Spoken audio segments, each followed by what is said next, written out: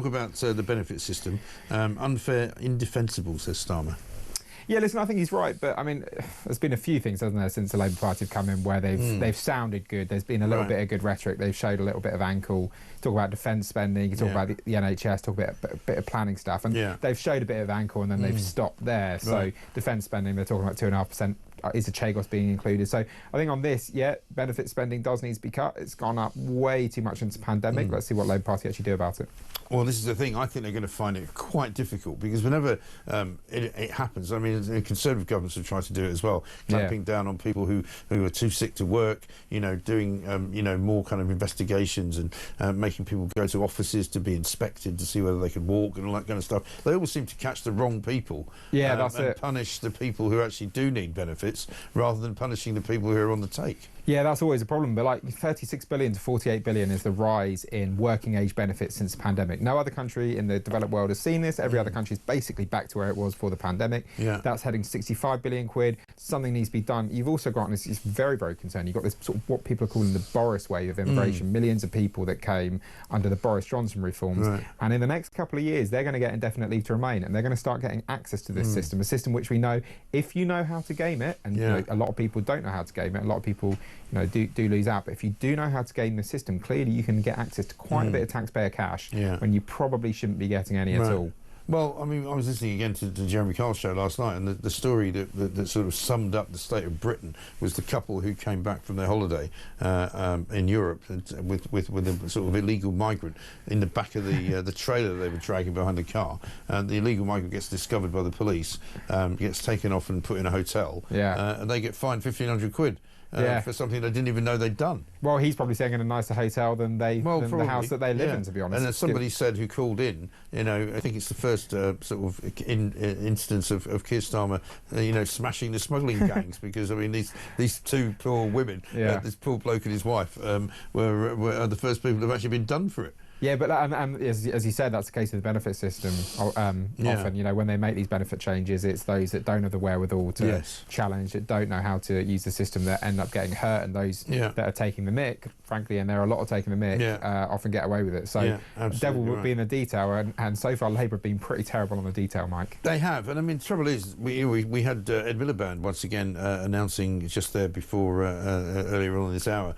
£250, up to £250. He always is careful. It's always up to £250 is going to be made available if you put some kind of sustainable energy source on your land, i.e. if you've got a garden and you stick a windmill in it, you get 250 quid off your energy bill. This is absolute rubbish, isn't it? It's a bit like when you go to the sales and it says up to 70% off, but the only thing that's 70% off is 4 sizes too big and in the colour you don't want. And you don't want it, exactly. Exactly right. Let's talk about Lindsay Hoyle, because I got this from Rob. He says, "Morning, Mike. The Speaker, Sir Lindsay Hoyle, should be just called Just Stop Hoyle, and he should be renamed the Sponger of the House."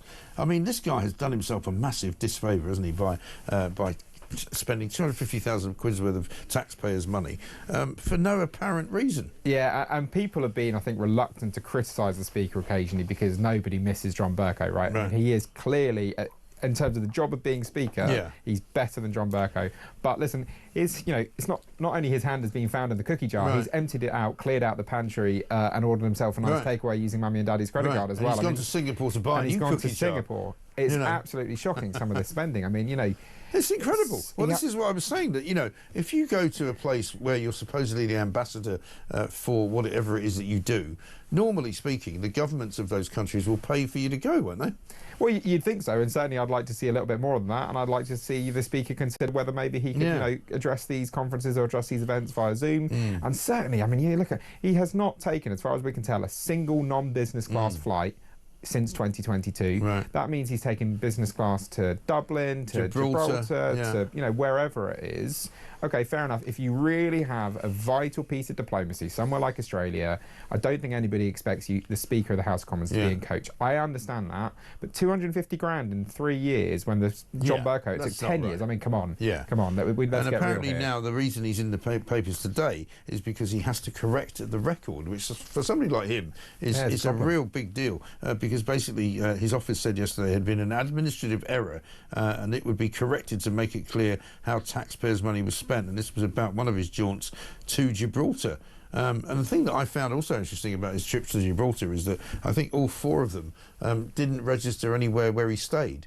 That's right. It was unknown where he stayed. Now, either that means that he didn't take his wife, or he did take his wife and they stayed with a friend, or he was supplied with a house somehow. You know, there's a lot of questions. And every time we do know where he stays, it tends to be places like the Four Seasons, right? I mean, he's always booking Georgia, very the nice, most glamorous accommodation that he can. I had a look at the one in the Cayman Islands, which nice, looks very nice. Lovely. So a spa and everything. It does smack of a holiday. Far too many of these trips smack of a holiday where he's tagging along and sticking a speaker engagement on, and then but really actually he's using it as a holiday. I don't know if that is the case. I think there does need to be an investigation. Right. We don't know who would investigate Who does him. he answer to? Well, I think we're a little unclear from that. Certainly some of the reporting, it's not entirely clear who would investigate him, but I think, you know, he should be proactive about this, and he should be, you know, organising this investigation to himself, an independent one, to ensure that genuinely this is all above board. Take the Gibraltar trips. He's the charge of the university there. Why aren't the university paying for those trips? Exactly right. And he says in the parliamentary official log that he took himself and 3 staff members, raising questions about who had paid for his wife to attend. Quizzed by the Mail, his office said the University of Gibraltar actually paid for his wife and him. But nevertheless, he still claimed £4,100 for the trip, including flights and including accommodation, and £700 for food and drink. That's all right for I think some. There's another case where he spent £500 on an extra bag. Yeah, so he could bring back some freebies, presumably. I mean, it's just beggars belief. But so, I mean, you know, I'm not going to let this one go. No, you shouldn't. I think he'd like us to let it go. I'm sure he very much would like you to let it go. In many ways worse than actually some of the MPs who charge all sorts of expenses and, you know, charge for pencils and charge for toilet paper. You do need pencils in a parliamentary office, even if, you know, maybe they a few too many. But, you know, you might even consider buying the odd one yourself. I mean, you know, they're not as if they're badly paid. Were they 94,000 now? Yeah. I mean, it's a good deal of money, isn't it?